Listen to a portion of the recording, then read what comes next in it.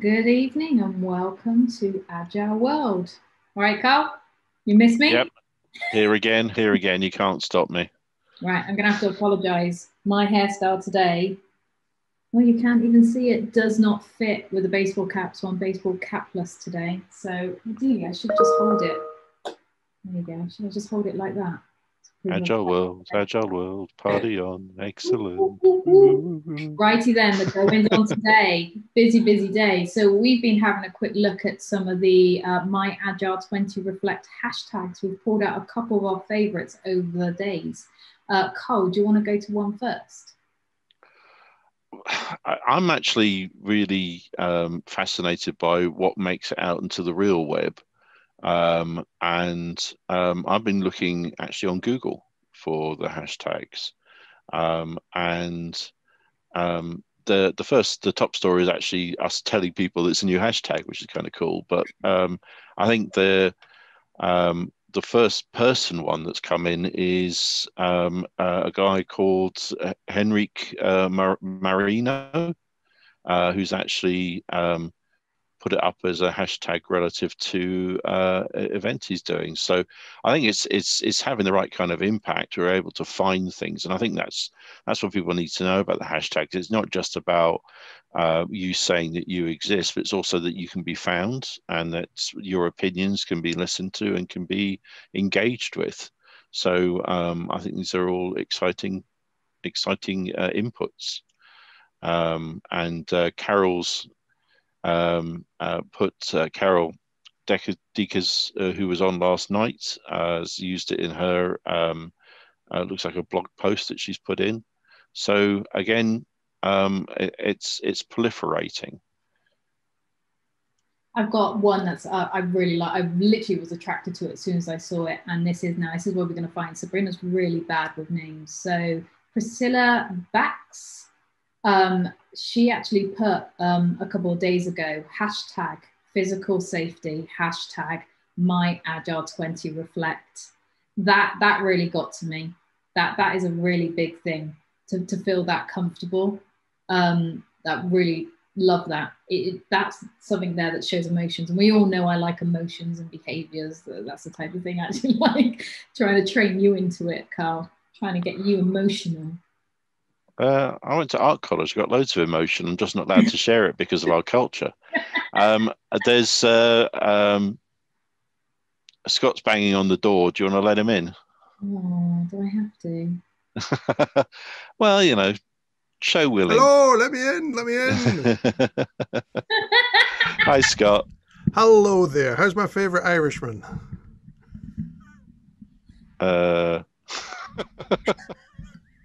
Carl's a secret Irishman. He doesn't tell anyone. I'm blending in. Shh, don't be telling the world.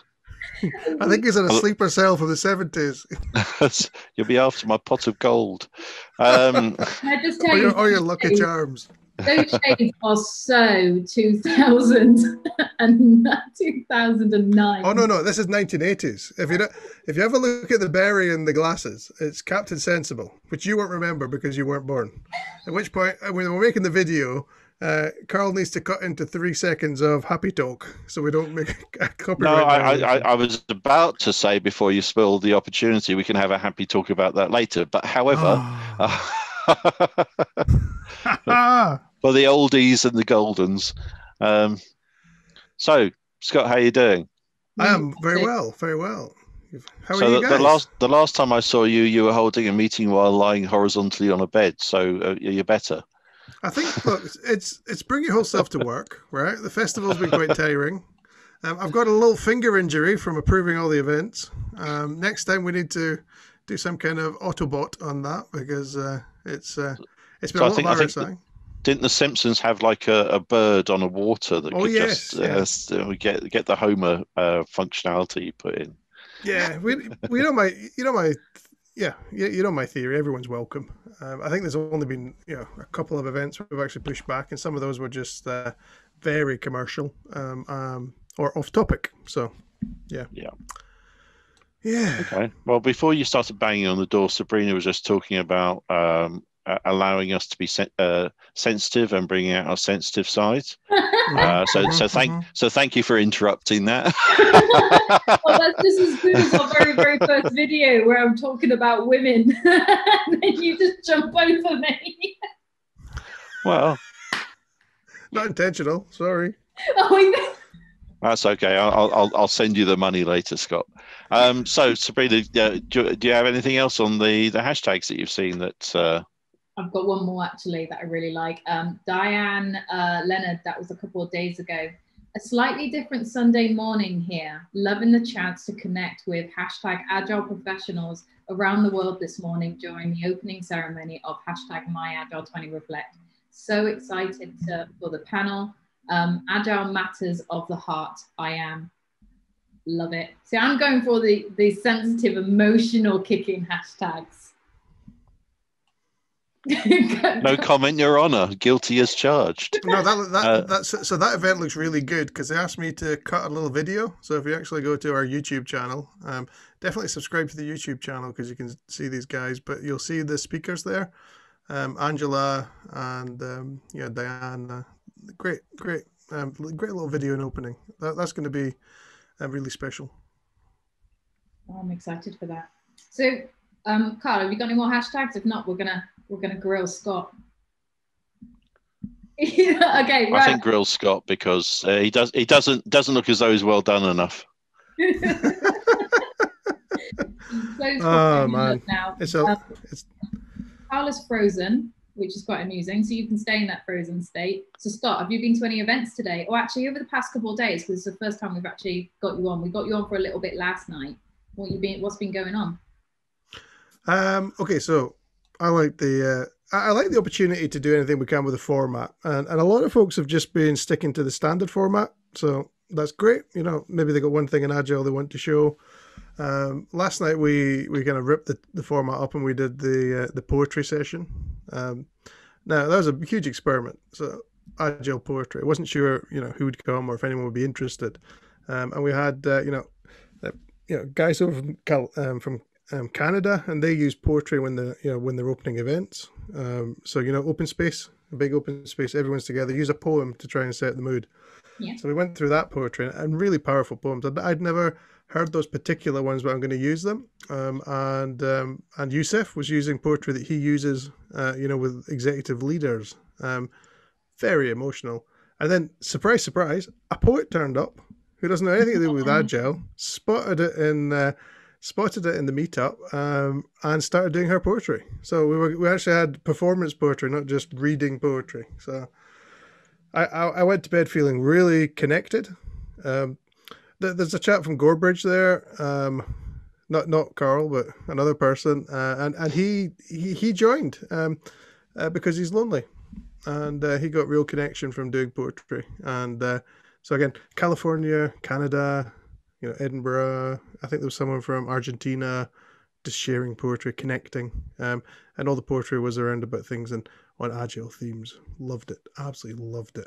So this is one of the things me and Karl have been saying is we were mentioning, and we've been shouting out every evening about getting people to come and join us or come and join the events, even if you don't have an Agile background, if you're new to Agile. And you've just shown it. Somebody who is actually a poet has actually come and joined. And this is why the event is amazing. Yeah, and the guys made me, it was like a test event. So the guys said, put some more in. So we're doing one every Tuesday night. So every Tuesday night at UK time, look for the Poetry Cafe, and that's going to be pretty amazing. Today I went to I like to think of when I go to an event that's hosted. So I went down to one of the Johannesburg meetups today. So I like to think I went to South Africa, and Gabrielle was there, one of our patrons, and she was taking us through like the beginner's guide to the Mobius framework, and we got some exercises on Miro, and again, people from all over the world sharing, just that ability to learn from each other. I kind of go into this festival with the spirit of listening. Definitely, and I'm glad you brought up Miro as well, because there's a lot of people that are actually using Miro. They're using all these online tools. And there's been a couple of issues. We had one where we got, is the terminology Miro bombed? as an example. So we are watching out for that. So just to make a bit of a call out, we are prepared and we are watching out for that if anybody's trying to do it. So don't. But yeah. Now Karl and I are going to try and do it next time you go aboard. I would not tell her in advance I was going to do that. However, I find it intriguing what gets done, so I can understand. But nah, not happening. But anyway, it was Karl that did it. It wasn't me. Honestly, you know the amount of effort that goes into damaging what other people do that could be turned into something useful is astonishing. I used to work with one of the health boards, and they had these indestructible light fittings that a tank could roll over. Took the vandals 2 weeks to work out how to break them. But they worked it out. What genius. Why don't they just use that knowledge and that capability for something useful? Yeah. Karl, don't you test me here. Don't test me. Well, no, it's just human ingenuity. I mean, people work out how to be disruptive. Why not work out how to be constructive? True. This is why QA testers are absolutely amazing. So should we pop into the calendar and have a look at some of the events that are actually coming up? Is there any particular events yourself, Scott, that you've got that you're quite interested in that you want to be attending? Because I know you're trying to attend as many as possible. And this is how amazing the actual event is that we've got now over 700 events now. So it was 700 yesterday. We've got over 700 events, like literally hitting so many different themes. It's now not difficult, but you've got so much. And we don't have enough time in the day to actually pick. Yeah. So for me, I would probably go to the search engine on the calendar, and the first thing I'd probably do is put human in, and I would look at all the events that are kind of human coming up, and there are so many events coming in. It's fascinating. My biggest disappointment at the festival is there's so many good Spanish events. So there's so many events coming in, right? Like there's one in Scrum and Architecture, and I'm like, I'd love to understand that, because one of my biggest problems in Scrum teams was because we're always working on the next emergent thing. How does that work with TOGAF and things? So I was like immediately, but it's in Spanish. So I do encourage people to put things in both languages. I'm going to go tonight to the one with Lisa, Johanna, and Tobias that SAF's doing around about the future. So again, I think human connection is the future. It's I guess it's why we got Nana and Padmini to look at just how things are changing in the opening ceremony. So I'd also go to the future one. So Cliff Berg's putting one in, and it's not there just yet, but Cliff Berg's one is going to be the pivot one. Yeah, definitely look at the pivot one. So it's kind of like the silent majority in Agile, is it time for a hard pivot? So again, that asks the question around about that. There's a panel around about Agile 2, which I'm interested in as well. Simon Wardley is doing one with kind of feeling rocks to cross the river. Again, that's interesting because it's all around about, we used a lot of Wardley stuff with this, and so some of the complaints that that Karl and I will get around about, say, the calendar is, can it do this, can it do that? And it's like, no, it's a widget. We bought a widget. We could not have set this thing up in as little as time as we had. Had we actually tried to work out the design. Everything this year has been an experiment. We are putting things into a backlog of change as well. So that whole idea of Wardley of kind of feeling your way across the river by feeling for the rocks. Which comes from obviously Chairman Mao. So I'm loving that as well. There's a couple in just now around about women's issues that I'm really interested in. So I'll probably turn up at about those.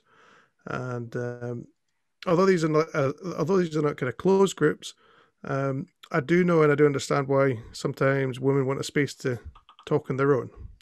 I don't know if anyone saw from the Meet the Patrons, right? Men and women communicate differently. Yeah. So at one point, the boys were piling in on top of each other, answering. And on my gallery view, all I could see was, a lot of the women patrons, just saying, just waiting for that moment. So I think sometimes there's a different communication style. So I was actually talking to Padmini about, could Padmini and I do an event where we talk about that and perhaps educate? So I don't think there's any point saying men do this and it's wrong. I think it's like, well, don't tell me what's wrong. Tell me what I should do. So, And I think as coaches, we also need to work out how we get equal time. I mean, I've used the talking stick when we've been in person. We've also used some other things at NatWest where everyone had to speak, or everyone could only speak twice before we kind of moved on. So there are little techniques. So yeah, I think that's the kind of thing I'm interested in: humanity, equality, inclusion. Don't you think, though, that part of that is to do with personal choice? People have to choose to. I mean, last night it became the Karl and Sabrina show for a bit. They were asking questions amongst themselves, and I'm sitting there and listening. I think this is really interesting. So it's I made the choice not to interrupt because I was interested in what they were saying. And don't you think there's a certain level of choice in this there's not just about being trained to be observant of others? I think it's pulling out that there could be a problem and how to notice if there's a problem, and then what to do if you notice it's a problem. I do like those techniques. I think, I don't know if we have an event on it. I might have to have a search about communication techniques, similar to what you were just speaking about, Scott, because there are so many techniques that can actually help you, because you think we've got so many different personalities, so many different types of people, so many people who, as example, English may not be their first language, or there's different etiquettes out there. And these do work. I laughed, I giggled when you said about the stick, because I know many husband and wife couples, as an example, that use the stick in an argument because they can't get a word in edgeways between each other. But if that event's not in, I think that needs to go in. And I'm so glad that we're at stage at the festival that more and more events are actually still coming in. I know we originally discussed to actually have a cutoff date, but we removed that cutoff date. So we're still getting more events coming in. Yeah, and it's probably worth talking about that, why we don't have a cutoff date. Firstly, we can still schedule things in for 2-3 weeks away, and that's often more time than we ever schedule events anyway. The second thing is we want to run the experiment this year, so we don't know whether or not lots of people will come in. I was very happy this morning. I woke up and there was nothing to prove. So nobody since 2:00 in the morning until this morning had put anything in. So that was the first day that's happened. So again, the trend is going down, but the quality is not going down. So the things that we're getting in are all things that it's almost like we'd be less vibrant, if we didn't have them. So I'll give you an example. Today, just added in something that's taken a little bit of a while to organize. So Shane Hasty, who's been working with the Agile Alliance and IC Coaching, has been doing some work on ethics. Now, I think ethics is a topic that isn't really known wide enough in the Agile community. If you're a doctor and you do something bad, you're not a doctor anymore. If you're a psychiatrist, you do something bad, you're not a psychiatrist anymore. If you're an Agile coach and you do something bad, you just go and get another customer.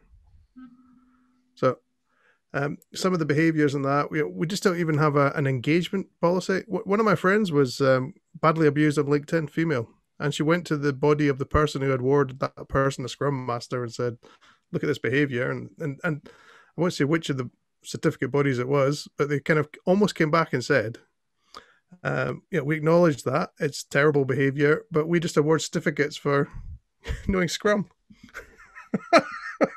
It's interesting because I've had a few friends on LinkedIn that have been abused by people, or I've been abused, and I contact their employers and get them fired because when they're online, they're representing their employer. This is not playtime. If you behave badly in a social setting just because it's online doesn't mean to say that people won't report you. And in the UK, I don't even need to know the people involved to report them because they're breaking the law. It's the same though when you work in, I remember years ago I worked in Tesco's, and the rule was when you were wearing your uniform, you couldn't be outside the store smoking or bad language because you were wearing the brand's uniform and you were representing them at the time. And you're right, that should still be, now that we're online, it should still be the same thing. Yeah. Well, it is still the same thing. It's just that people haven't adopted it. They're not aware of it. They think that this is a game and it's not. Sorry, Scott. No, I didn't mean to. I thought you. I was interested in that comment. One of the things I really want to show off as well is Padmini's going, and Padmini is going to be talking about the work she did in creating the festival's community policy and putting that framework in to make sure that we were a safe place. And I think that's also useful. She has lots of stories about incidents where women have been adversely affected within the industry, particularly the agile industry. And Daniel Mezik's going to be there, so that's going to be a little bit controversial. And Saf's going to chair that one as well. So that's going to, this is like the only panel I'm going on. So I'll go on the panel too. So that's Daniel, Saf, Shane, and Padmini. So when is that? We've scheduled it for the 19th, Friday night, because Shane's in New Zealand, and Padmini and Daniel are in. So one of the things we did say was to Saf, if he is chairing it, he can't have his Friday night whiskey. He just may not be able to show. We could just have one as a starter. Yeah.